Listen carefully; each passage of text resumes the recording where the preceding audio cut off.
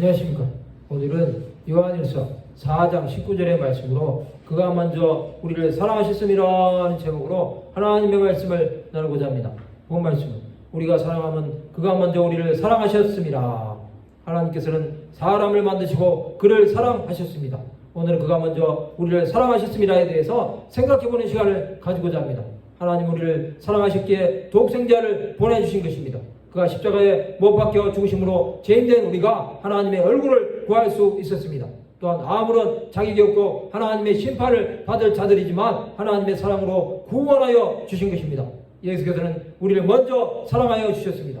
자기 땅에 오셨지만 영접하지 않았음에도 그는 끝까지 자기 백성을 사랑하여 주신 것입니다. 그것은 하나님의 사랑을 끝없이 보여주신 것입니다.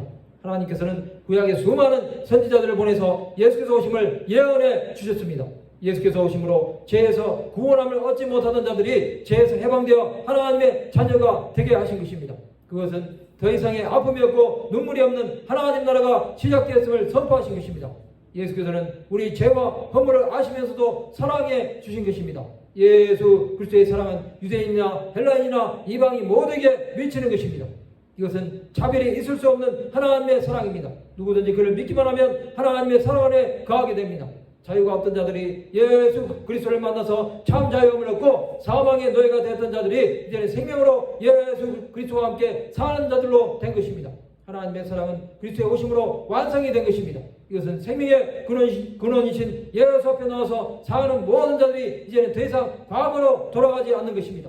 예수가 없는 인생은 자유가 없습니다. 그러나 예수가 있는 자는 하나님의 사랑하심의 의미가 무엇인지 압니다. 그것은 참 사랑의 왕이 되신 그리스도를 많은 자들에게 전하는 삶을 사는 것입니다. 예수께서는 우리를 흑암의 권세에서 건져내사 그의 사랑의 아들의 나라로 옮기셨습니다. 이제 우리는 먼저 사랑하신 하나님의 사랑에 대해서 그 은혜를 많은 자들에게 나누는 자들로 살아가야 합니다. 소망이 없던 자들이 하나님의 사랑을 알고 일어나고 영원히 죽어가는 자들에게 영원한 하나님의 나라를 전함으로 구원의 은총이 그들에게 임하는 것입니다. 우리는 이러한 일을 위하여 하나님의 사랑을 전하는 자들이 되어야 합니다. 오직 예수 그리스도로 충만한 자들은 하나님의 사랑이 그 안에 임할 것입니다. 우리가 가는 모든 길에는 하나님의 함께하심이 있습니다. 성도 여러분, 하나님께서 먼저 사랑하셨음을 믿읍시다. 그리함으로 우리는 그 사랑을 전하는 자들로 살아가시기 바랍니다. 주께서는 우리의 영원한 사랑으로 함께하실 것입니다.